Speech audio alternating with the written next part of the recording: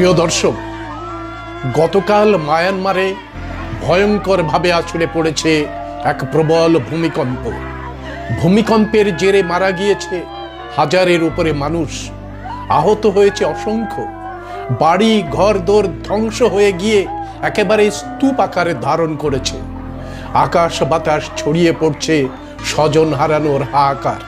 সংবাদ সংস্থা বিবিসি জানাচ্ছেন যে মায়ানমারের সব থেকে বড় শহর মান্ডাল্য থেকে সব থেকে বেশি ক্ষয়ক্ষতির সংবাদ আসছে।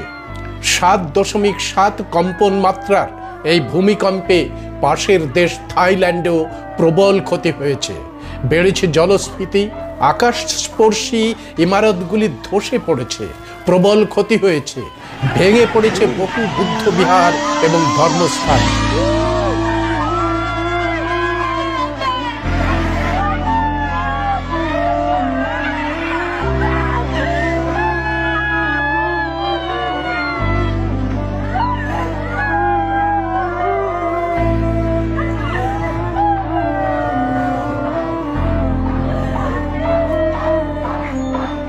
এই ভূমিকম্পের মাত্রা এত বেশি ছিল যে বাংলাদেশের বেশ কিছু এলাকাতে হয়েছে জলকম্প।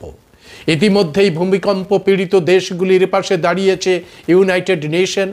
$5 মিলিয়ন সাহায্য করার ঘোষণা করেছে এই বিশ্ব সংস্থা। আমেরিকা, রাশিয়া প্রভৃতি দেশ থেকে সাহায্যের হাত বাড়িয়ে দিয়েছে। ভারতের পক্ষ থেকেও সাহায্যের কথা ঘোষণা করা হয়েছে। কিন্তু ইতিমধ্যেই বিশ্বজুড়ে নগরায়নের কুফল নিয়ে প্রশ্ন উঠতে শুরু করেছে।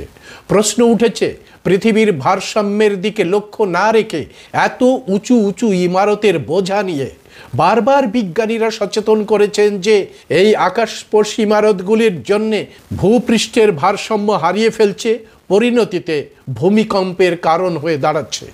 সুতরাং পৃথিবীর ভারসাম্য রক্ষা করতে হলে প্রকৃতি বান্ধব উন্নয়নের বিষয়টি মাথায় রাখতেই হবে।